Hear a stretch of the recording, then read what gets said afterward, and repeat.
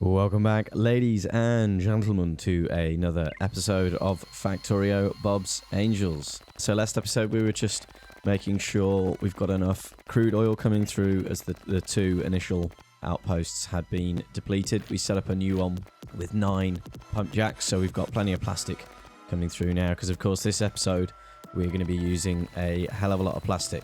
So yeah, the premise for this episode, pretty ambitious. I'm going for yellow science, which sounds pretty simple, but it means we need to set up electronic logic boards. We also need to do speed modules, so we actually start the modular science this episode.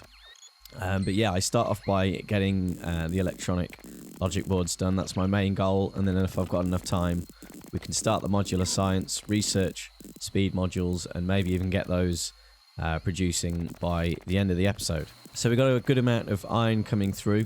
The problem now is steel. I'm probably going to need to set up a second steel smelting area, or I haven't actually looked. I don't know if smelting's fine and the fact that it's all just coming through on one yellow belt. I think I've got room for 3 steel belts. In my last one I only really needed 2, but in this one I've allowed for an extra one just in case, because of course with the science revolution we're using a hell of a lot more iron and a hell of a lot of more steel. There's quite a lot of steel going into purple science and a little bit into blue as well for the engines. But yeah, this area is going to be where we do the yellow science and the electronic logic boards. Did very little in between episodes. I tried to get on with recording this episode straight after the other one. Did a bit of solar. I've upgraded the oil refineries to Mark II just to make sure we're processing all of that new oil we've got coming through. And I also paved this area. I made sure I did it in the day so that we didn't deplete any of the accumulators. But it went pretty well. Power's getting pretty strong at the moment, dare I say. But yeah, we're doing fairly well there. We've got quite a lot of lasers everywhere. The only place we don't have lasers are down in the southeast. Well, we have it down in the southeast next to the stirotite, but there's that horizontal defense there that are still normal turrets, which I want to move forward, so that's why I'm not bothering to do anything permanent there. The other places that it still needs doing is west of Sapphirite, and that big long wall west of the rail running up to Sapphirite, that still needs doing. I basically haven't done it because it doesn't get attacked very much, and so long as there's no pollution, those defense blocks do fine. If they're having to deal with pollution, then yeah, they get pretty ruined. So we're just laying out stuff to begin with. We've laid out the electronic assemblers for the electronic logic boards, but those ones aren't actually of the high enough tier to actually produce them. It's that weird thing they do where you need the new assembler to create that type of circuit, but you need that circuit to create that assembler. And some of the parts I need to make in assemblers because they use fluids. I can't make them on my hands. So it's a bit of a weird thing having to do that, but you know, we lay it out for spacing for now because I want the electronic logic boards made right next to the yellow science. They're going to be the only thing passed in directly from a belt. Everything else is either going to be brought in by logistics system, because I'm just getting to that stage now. With yellow science we can research all the rest of the worker robot speed and carry, so yeah, it's becoming less of an issue. But with the copper, it's getting passed straight in from an assembler. So it takes 15 seconds to make 1 yellow science. It needs 30 copper wire every 15 seconds. And in 15 seconds, an assembler of the same type can make 60 copper wire. So by that math, I figured 1 assembler can feed 2 yellow science assemblers. But copper wire is not going to be the issue in terms of keeping those things running at full speed. It's probably going to be speed modules. We need 1 speed module every 15 seconds. 1 assembler can make a speed module in 10 seconds, which isn't so bad. Need just under 15 assemblers. I think it adds up to 13. But yeah, we'll see when it comes down to it. I mean, we've not got enough for purple science to run at full speed at the moment anyway, so I guess it doesn't really matter. But yeah, like I said, we'll get it all set up, we'll get it running, and then we'll see how it goes. So I messed around with the substations around here a bit to try and get them lined up with where beacons are going. Once we get the higher level of substation, they don't really need to overlap like they do here. We'll be able to have like 1 every 2 rows, and it'll fit quite nicely. Just at the moment, just to get the power everywhere, they need to be placed a little bit weirdly, just with my very pernickety layout. So I come and start working on all the inputs for this stuff. It may be weird that I place the underground belts going down and then reverse them all. It's so much easier to get the spacing lined up with the path, and how the bus is laid out doing it that way and they're just flipping it the other way instead of working out the edge of a row and then you know, having to do it backwards. Well, I guess I'm the one doing it backwards. But yeah, I sort of bring them down, feed the resource in, then once I'm happy it's all correct, I go and flip the underground belt back the other way. It's just handy getting it lined up with all the with where all the belts go, and it only takes a few seconds to reverse the direction of the underground belts. So we have our ingredients coming in for the superior circuit board. We're getting the ferric chloride solution brought in by bots over from the other area. There's no point in setting up a new one. We can production a module the other one up, and it should be able to feed everything okay. We've also got gold cupping in and copper, and the fiberglass boards which we finished last episode, which use plastic. There's a lot of plastic in the products for this.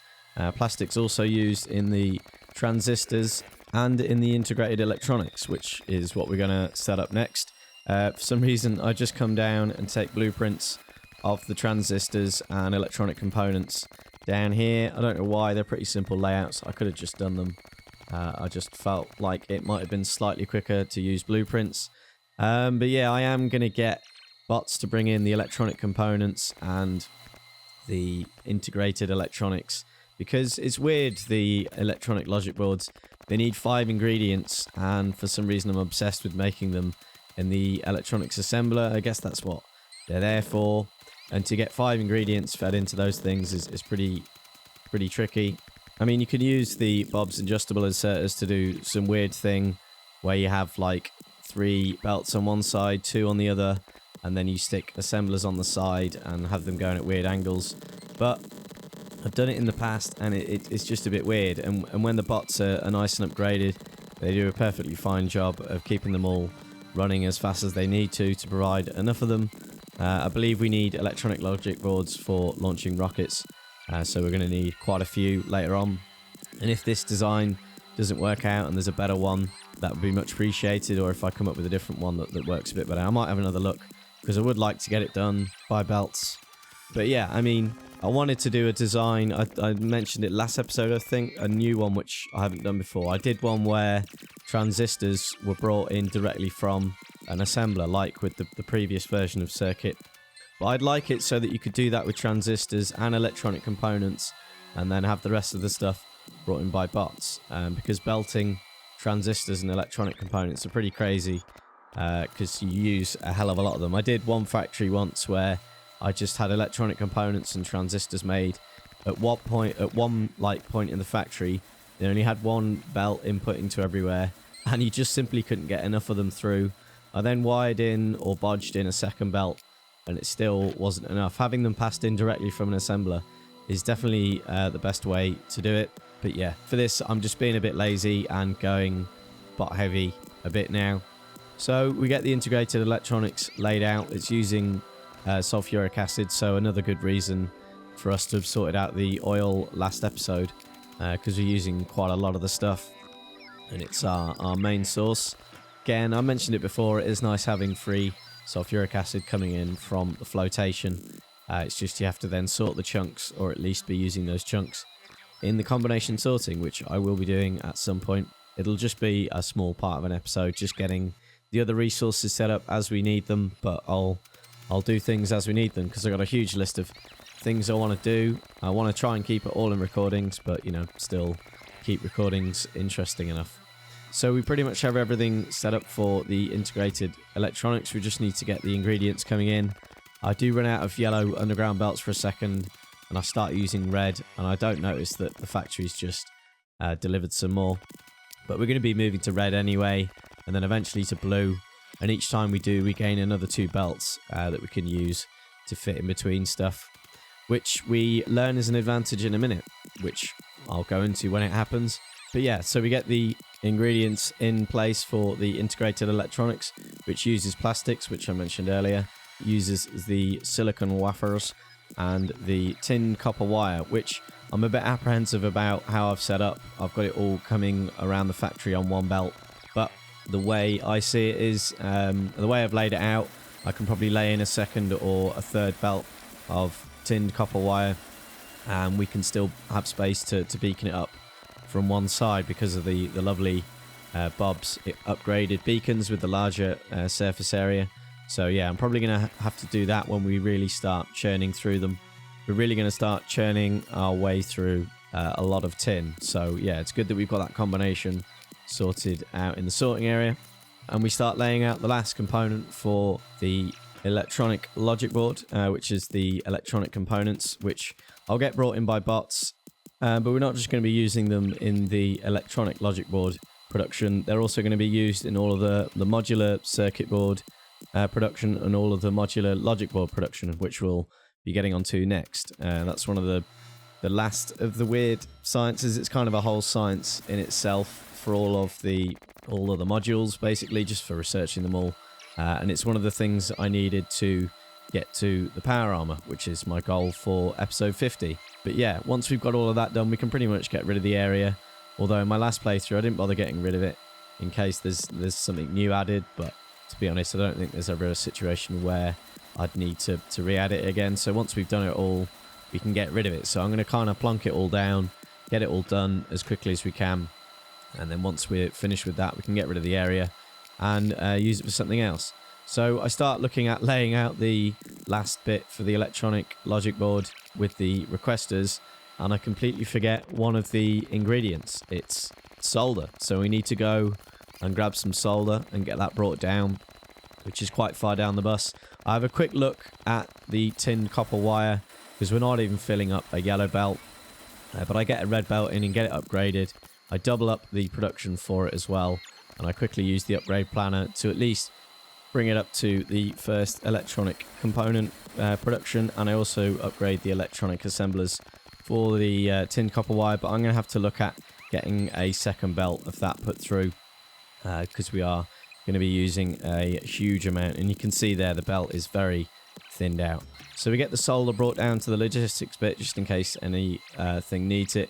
We put some of the green circuits on just to make sure there's always something in those passive providers. Make sure they got all their limits on so we don't go filling them up ridiculously. We bring it down to our new production area down here, and we get it hooked up to the electronic logic board production.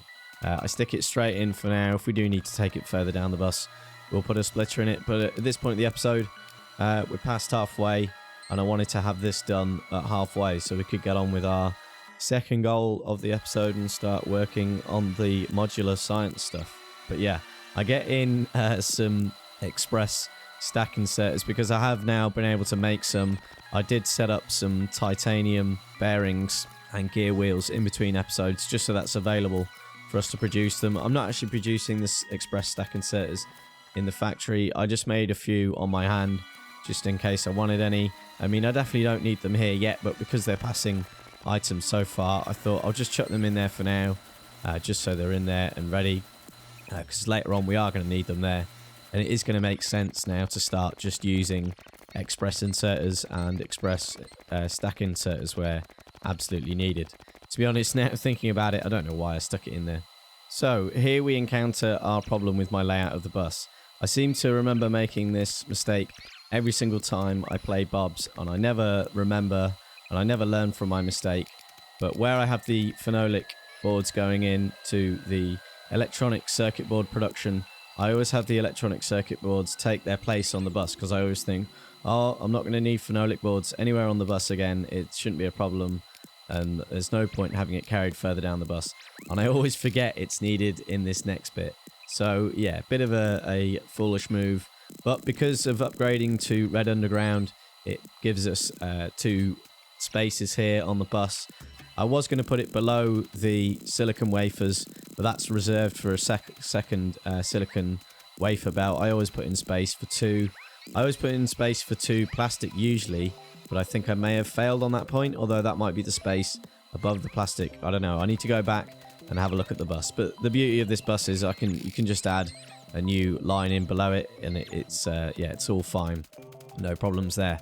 And I'm going to have another line here of loaders and passive providers just so that the bots have somewhere nice and close to access all of these products. And it'll be like the other line down there, because for a lot of the module production and modular science, we're going to be getting the bots to pretty much do it all. So as soon as we got yellow science, the first things we're going to need to be researching are the robot speed and carry capacity. We're going to need to get those upgraded before anything else, because the Mark II bots are pretty slow. I mean, they're working really hard. They're doing the best job they can. But yeah, we seriously need to get those upgrades in and seriously look at getting to Mark III robots. I was thinking maybe going straight from Mark II to Mark IV. Why mess around in between? But I'll see what ingredients are involved. I haven't looked since my last playthrough. I can't even remember. I haven't looked on this one. We may already have the ingredients for them. We may be able to do it straight away. If for Mark IV bots are nice and achievable, I'll go straight for it. If it's miles away, then I won't bother and I'll go for Mark IIIs. I just don't think there's any point if you can go straight for Mark IV. And to be honest, they've been doing an alright job so far, but it is about time we get them upgraded because we are going a bit heavy. So we get the layout for the basic module board, which uses pretty much all the same ingredients as integrated electronics, or at least the layout's exactly the same. Not sure if the ingredients are exactly the same, but it uses ferric chloride solution, copper, and even more plastic. So yeah, we're going to be churning through all that plastic, and of course the phenolic boards, which we've just patched through on a new line. So hopefully nothing else was going to occupy that line. I've got a feeling now it was the second line for plastic because it's below this plastic belt. But that's fine. We can add another belt of plastic on a brand new line and it'll all be fine.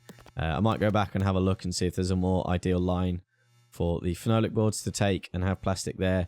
But I guess it really doesn't matter which line it takes. I need to stop being so fussy about it. So we got our basic module boards being produced. We'll also get the module main boards produced there because they use exactly the same ingredients.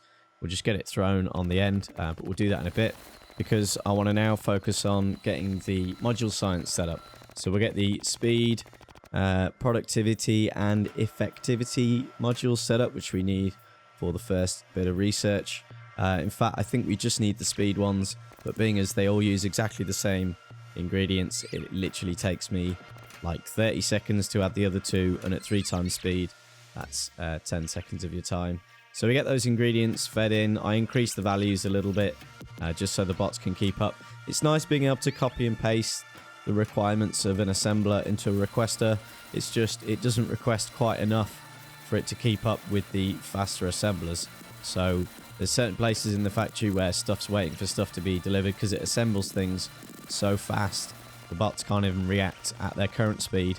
But in my test server where I got all the tech, all the latest bots fully upgraded, they are stupidly fast. They are absolutely insane.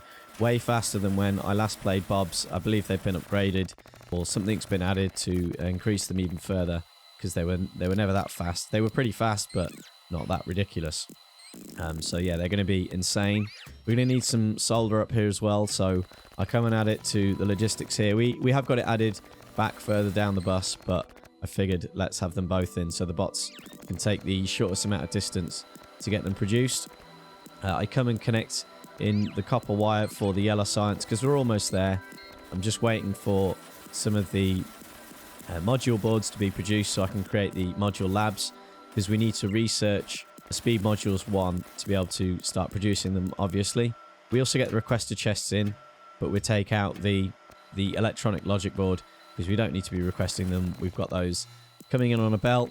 They're not really needed on a huge amount. It's needed more than batteries. We only need 1 battery, so that's fine to be brought in by bots. That's not too arduous for them.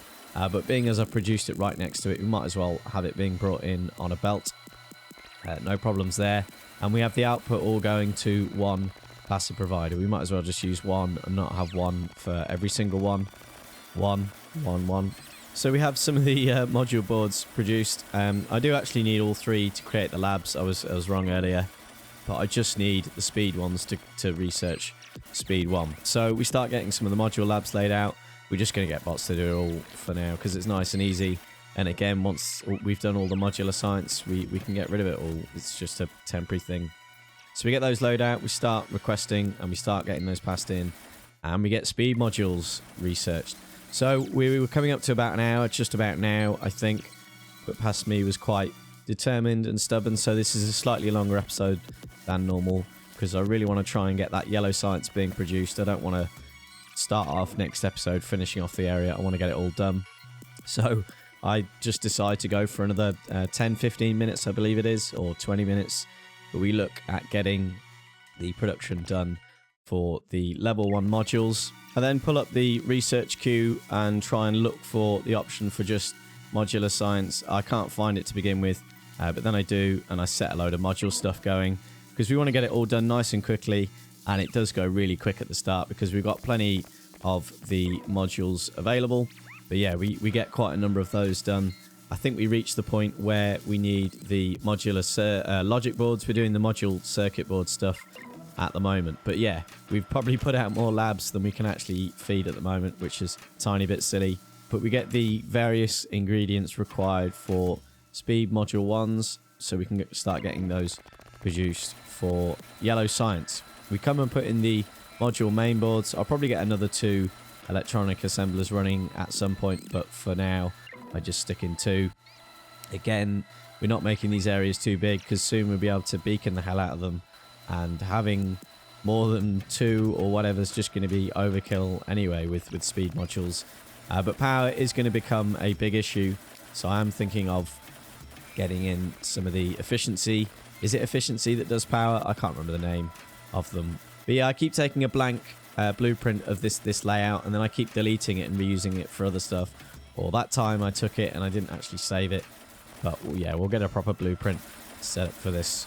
And yeah, we look at getting some speed module 1s produced. We've got all the ingredients now in place for them and requested, and we start producing our first ones. And they're already being requested for yellow science, so all the ones we produce now get taken off for yellow science production, and you can see the first one coming through there to the passive provider.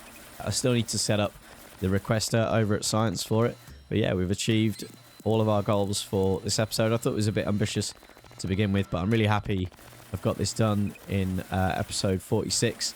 That gives us 47, 48 and 49 to see just how far we can get into power armor and all of the stuff required for it. So there is one of the science I've forgotten to mention. There is the alien science, which we will need to get into the Bob's power armor. And it would be great to get into the first tier or even the second tier of Bob's power armor for episode 50, because then I stand more of a chance of staying alive.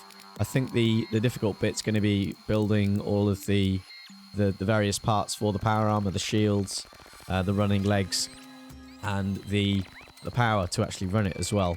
It's amazing how a factory has to run on steam engines and solar power, and then for your own personal armor you can create these essentially reactors for your armor with, you know, endless amounts of power. Why can't I build one of those for the factory? And indeed now you actually can, with this nuclear power, which we will be getting on to at some point. It's probably going to be after episode 50 because I've never done it before. I've had a brief look at it and I don't understand it at all. So yeah, we're going to have to work all that out. We come down and have a look at what the lack of phenolic board production is, and we're making resin still with the most basic assemblers. So we upgrade those to the blue ones, which look weird at this level now with shiny bobs changing the color of all the assemblers. We also finally have almost depleted all of the wood in the warehouse. So next episode we're going to be having to add some more greenhouses, proving all of the stuff that's wood, all things wood.